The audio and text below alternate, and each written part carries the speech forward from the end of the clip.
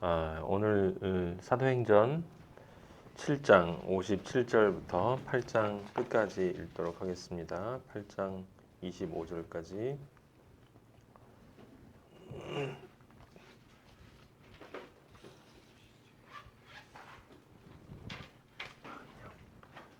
(7장 57절부터) 같이 읽어요. 네. 감사합니다.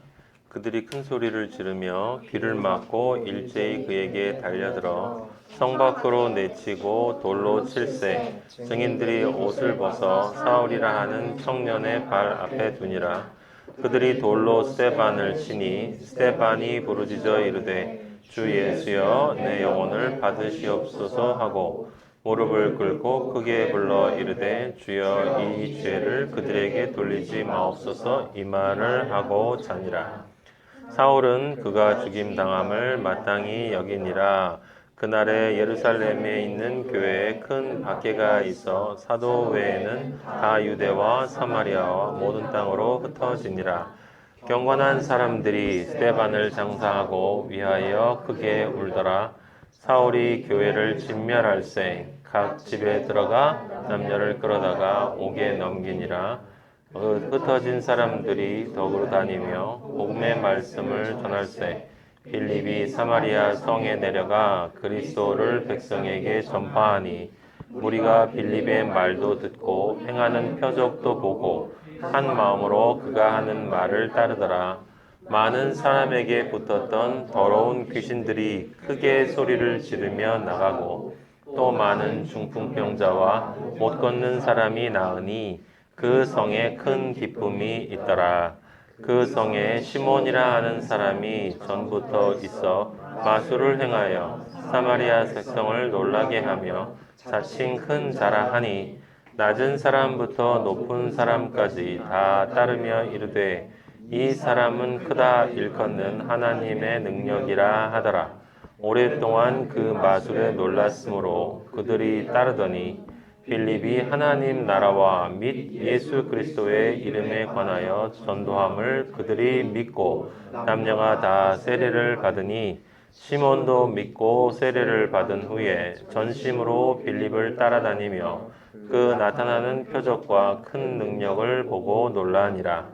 예루살렘에 있는 사도들이 사마리아도 하나님의 말씀을 받았다 함을 듣고 베드로와 요한을 보내매 그들이 내려가서 그들을 위하여 성령 받기를 기도하니 한 사람에게도 성령 내리신 일이 없고 오직 주 예수의 이름으로 세례만 받을 뿐이더라. 이에 두 사도가 그들에게 안수함에 성령을 받는지라. 시몬이 사도들의 안수로 성령 받는 것을 보고 돈을 들여 이르되 이 권능을 내게도 주어 누구든지 내가 안수하는 사람은 성령을 받게 하여 주소서 하니 베드로가 이르되 네가 하나님의 선물을 돈 주고 살 줄로 생각하였으니 내 은과 내가 함께 망할지어다. 하나님 앞에서 내 마음이 바르지 못하니 이 도에는 네가 관계도 없고 분기 뜰 것도 없느니라. 너의 이 악함을 회개함과 주께 기도하라. 혹 마음에 품은 것을 사하여 주시리라. 내가 보니 너는 악독이 가득하며 불의에 매인 바 되었도다. 시몬이 대답하여 이르되 나를 위하여 주께 기도하여 말한 것이 내게 임하지 않게 하소서 하니라. 두 사도가 주의 말씀을 증언하여 말한 후 예루살렘으로 돌아갈새 사마리아인의 여러 마을에서 복음을 전하니라. 아멘. 아버지 감사합니다. 영광 받아 주시옵소서. 우리 아버지, 나의 아버지, 마하나임의 아버지, 남은 자들의 아버지, 그리스도인들의 아버지, 찬양 받으실 여호와, 만군의 주, 우리 삶의 목적이시며 알파와 오메가이시고 우리 삶의 기쁨과 안식과 평화와 자유를 허락하시는 아버지, 이렇게 다시 수요일날 모였습니다.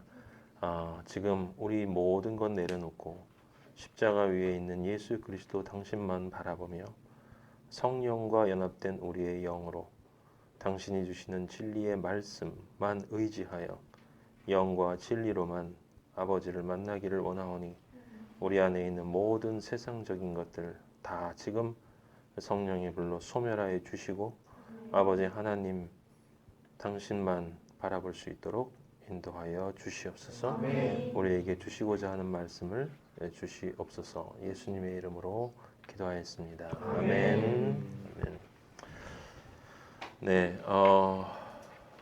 오늘 말씀은 이제 스데반이 순교를 하고 그 순교를 하는 마지막 장면, 우리 저번에 요 전 시간에 우리가 봤는데 그 장면으로과 그 다음에 이제 교회가 박해를 받고 사마리아로 흩어지는 장면. 그래서 흩어져서 그 빌립이 사마리아와 가서 전도를 하는 장면이 나오고요. 그리고 사마리아에 빌립이 이제 전도를 한 후에 교회에서 예루살렘의 사도들이 베드로와 요한을 보내죠. 베드로와 요한을 보내서 거기에 성령 세례를 주는 장면이 나와요. 거기까지의 이야기입니다. 그 가운데에 이제 누구를 만나냐면 시몬인가 하는 사람을 만나요. 마술사 시몬을 만난 이야기가 나옵니다. 그래서 오늘 말씀의 제목은 바른 마음이에요. 바른 마음. 그 바른 마음이라는 말씀의 제목은 21절, 8장 21절에 나왔습니다. 하나님 앞에서 내 마음이 바르지 못하니 라고 거기 나와 있어요. 그래서 바른 마음이라는 제목으로 아버지가 주시는 말씀을 함께 생각해 보도록 하겠습니다. 바른 마음은 우리가 익히 알고 있는 것처럼 세상에는 세 가지 생각이 있고 세 가지 마음이 있고 세 가지 존재가 있고 세 가지의 나가 있어요. 그래서 평범한 생각이 있고 평범한 마음이 있고 다른 생각, 다른 마음이 있어요. 거기까지는 이 세상에서 갈 수 있는 수준이고 거기까지가 육이고 하나인 진리가 거기에 첨가가 되어야 7이 되고 그 7이 이제 다른 사고를 넘어선 바른 사고. 우리가 토요일 날 요즘에 보고 있는 잠언에서 이야기하는 지혜는 다 지혜가 아니고 오직 지혜이신 예수 그리스도만이 지혜이고 그 영원의 관점에서 볼 수 있는 시각만이 지혜예요. 그래서 세상에 우리 인간은 원래 지혜가 있을 수가 없어요. 왜냐하면 우리는 유한한 존재이기 때문에 영혼의 관점을 가질 수가 없죠. 그래서 우리 예수 그리스도가 우리 존재를 뚫고 관통하고 우리 안으로 들어오셔서 우리에게 영혼의 관점을 선물해 주셨고, 그래서 그 관점을 선물 받은 사람은, 즉 성령이 임재한 사람은 성경을 볼 때 평범하게 보지 않고 다르게 보지 않고 바르게 볼 수 있는 시각이 생기는 거예요. 그걸 성경적으로 이야기를 하면 세상에 있는 대부분의 기독교인들은 성경을 다수는 육으로 읽고 육으로 봐요. 육으로. 제가 말씀드렸죠. 육으로 봅니다. 육으로 보는 것은 선악과의 육의 욕망의 관점에서 성경을 읽어내는 거예요. 그래서 모든 성경이 다 먹고 사는 문제와 생존의 문제로 연결되고 세상 기쁨과 향락으로 연결이 되고 그리고 세상에서 이름을 내고 훌륭하게 되고 세상 사람들 가운데에서 내가 뛰어난 존재가 되는 방식으로 성경을 보게 되어 있어요.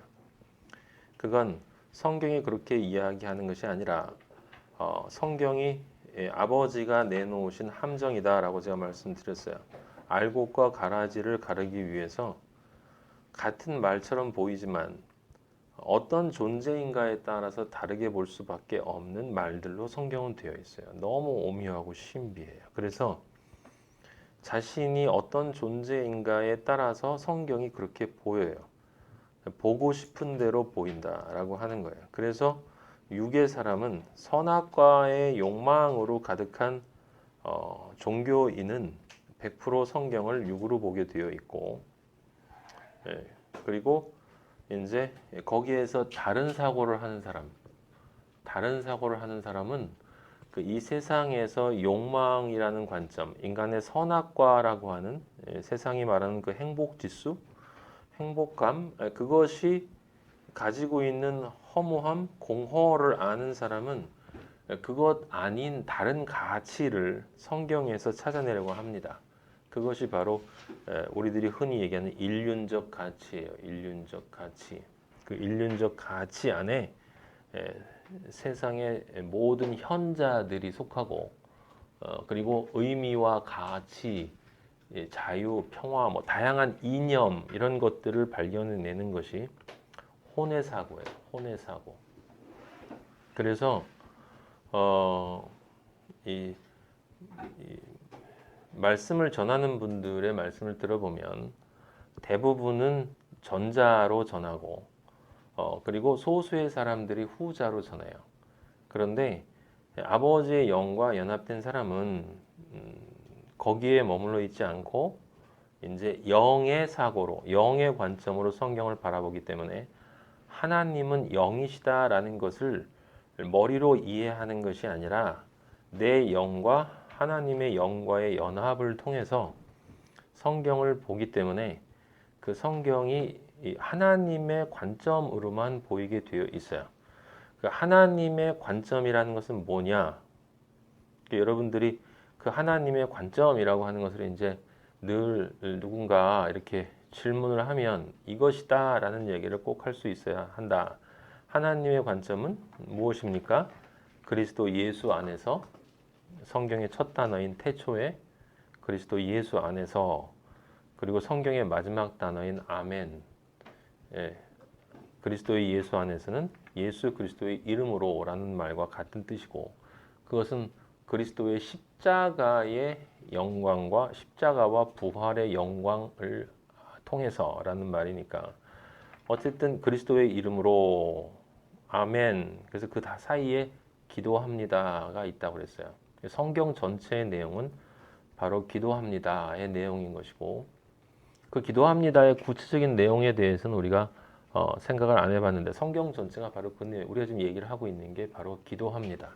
하나님이 보실 때 우리는 기도의 삶을 살아야 되는 거예요.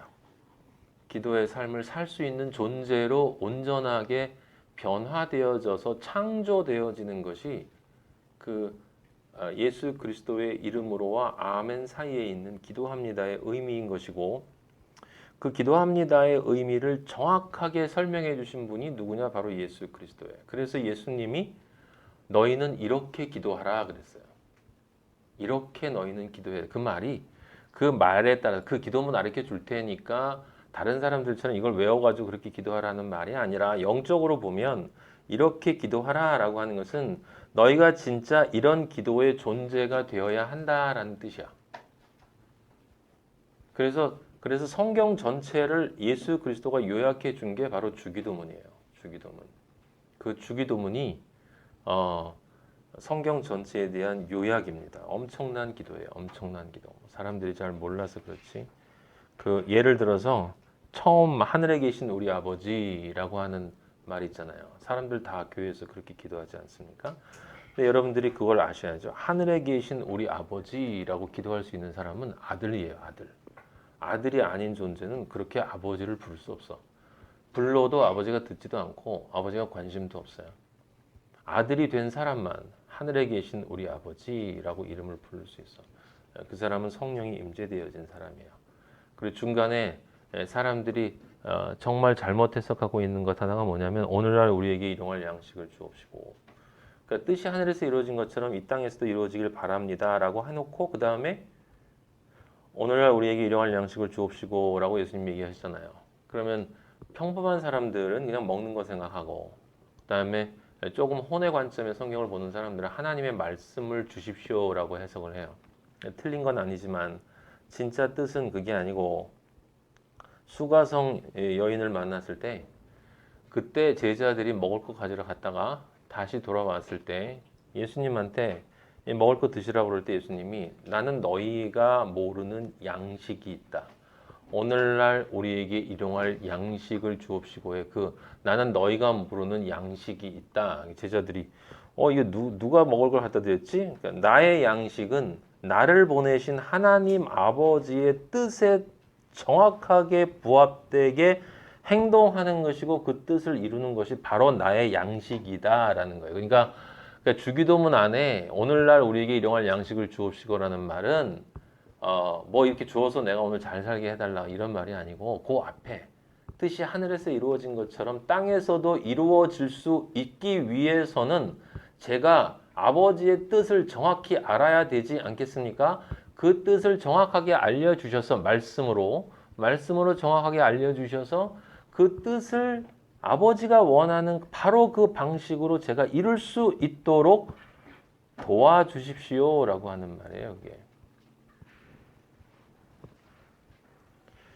예, 나중에 이제 주기도문 다시 보도록 하고 오늘 이제 이야기는 그 얘기를 하려고 하는 건 아니기 때문에 그래서 다른 것이 아니라 아버지의 영원의 관점이라는 것은 창세기 1장 1절에서부터 마지막 요한계시록 22장 21절인가 거기 마지막 끝까지 전체를 하나님의 아들이 창조되어지는 전체 과정으로 논리적 필연성을 가지고 확실한 성경 내에서의 정합적 정당성을 가지고 성경을 읽어낼 수 있을 때 그게 영의 관점이지 그냥 가만히 있으면 누가 이렇게 쑥 들어와서 영이 이건 이런 뜻이야 라고 이렇게 얘기해. 물론 그런 분도 있을 수 있어요. 아버지는 다양하게 일하시기 때문에. 하지만 진짜 영의 관점은 성경이 하나의 책이고 예수 그리스도 이름으로 기도합니다. 그 뜻이고 그것은 하나님의 아들을 창조하는 것이고 그래서 성경 안에 있는 모든 것은 그 하나님의 아들을 창조한다라는 것으로 다 정합되게 돼 있어요. 성경 말씀은. 그래서 그걸 그렇게 정합되게 읽을 수 있는 것이 바로 영적 관점이고 그것 이외에 다른 목적이나 다른 동기로 성경을 읽는 것은 다 하나님과 관계가 없어요. 아무리 그것이 좋아 보이는 일이라 할지라도 오늘 제가 여기 세종시에서 올라오면서 이게 저기 인터넷에서 어떤 분을 봤는데 훌륭하신 신부님이세요. 유명한 분이셔. 근데 그분이 우리나라 일제시대 때 태어나서 6.25를 거치고 이러면서 그 사회에 너무나 불의가 넘치고 인간 존엄성이 박탈되고 정말 그런 것들을 보면서 우리 민족이 정말 존엄한 인간들로 함께 모여서 정의롭고 평화롭고 자유로운 사회를 만들기 위해서 그것이 바로 그리스도인의 뜻이다. 그래서 인생을 바치고 지금 나이가 먹어서 이제 거의 되신 분에 대한 이야기를 아주 감동 있게 써놓은 것을 읽어봤는데 다 읽고 나서 제가 느낀 게 정말 이렇구나. 정말 이렇구나. 예수 그리스도가 많은 사람들이 너희를 칭찬하면 너희에게 화가 있다. 이게 정말 그렇구나. 우리 아버지는 세상을 바꾸는 것에 관심이 없는데 근데 세상을 바꾼다고 해야 사람들은 좋아하지. 맞아. 자유가 맞지만 자유가 세 종류가 있는데 육의 사람들은 돈이 많아야 자유롭고 혼의 사람들은 그 돈에 대한 욕망이 사라져야 자유롭고 우리 그리스도인들은 하나님이 내 안에 계시기 때문에 돈에 관심이 없으니까 자유로운 건데 항상 세 종류인데 근데 사람들이 그 진리를 모르는구나. 그렇게 하면서 그 모르는 그 진리를 위해서 평생을 바칠 수가 있구나. 야, 정말 전 너무 아버지한테 감사하고 그렇게 쓰여 있잖아요. 네가 가진 모든 것 다 주고 너를 내어줘서 불사르게 널 내어줘도 사랑이 없으면 사랑이신 예수 그리스도가 네 안에 없으면 사람들이 생각하는 사랑이 아니고 육의 사랑도 아니고 혼의 사랑도 아니고 하나님이신 바로 그 사랑이 네 안에 없으면 아버지가 뭐라고 그랬어요? Nothing이라고 그랬거든요. Nothing. 제가 평생을 대한민국의 민주주의를 위해서 정의를 위해서 인권을 위해서 제 목숨 바쳐서 그리스도의 사랑을 본받아서 제가 실천했는데요 라고 할 때 아버지가 나중에 너 누구니? 라고 물어본다면 그 사람이 얼마나 황당하겠어요. 근데 성경엔 영어로 성경을 읽으면 성경에 그렇게 쓰여 있어요. 어떻게 쓰여 있냐면 그런 사람이 오면 난 모르겠다라고 할 거다라고 쓰여 있어요. 슬피 울며 이를 갈게 될 거다라고 이야기를 했어요. 그것이 바로 육이다라고 하는 이야기를 했습니다. 바른 마음은 정말 중요해요. 우리 초등학생들한테도 바른 생활 많이 가르치잖아요. 근데 바른 것이 무엇인지를 아는 사람은 이 세상에 거의 없어요. 그래서 아버지는 이 바른 마음을 가지라. 바른 마음이 뭔지는 우리는 알아요. 정확하게 잠언에 있는 지혜를 깨달으면 그게 바른 마음을 가지는 거예요. 근데 잠언에 있는 지혜는 다른 것이 아니라 성경 전체에 나와 있는 하나님의 마음이야. 하나님의 마음. 스데반이 그래서 그 전에 말씀을 여기 순교를 당하기 전에 이야기를 한 거죠. 하나님은 인간이 손으로 만든 것 안에 계시지 않는다. 분명히 선포를 했거든요. 인간이 손으로 만든 것 안에 계시지 않는다라고 하면 제일 첫째는 건물이고 인간이 손으로 만든 교회 건물 성전 안에 아버지는 안 계신다. 두 번째는 뭐겠어요? 인간이 손으로 만든 인간의 업적, 눈에 보이는 것, 그 업적 안에 인간은 안 계신다. 인간이 속으로 자신의 경험을 통해서 만들어낸 인간의 그 위대한 인간적인 사랑, 그 보이는 것에 하나님 아버지는 안 계신다. 여러분들은 진리는 배타적이라는 것을 절대로 잊어버리면 안 돼요. 제가 늘 이야기하지만 모든 사람이 그렇다고 해도 아닌 건 아닌 것입니다. 진리는 배타적이에요. 아주 절대적으로 배타적이에요. 절대 타협하지 않습니다. 타협하려고 해도 할 수가 없어요.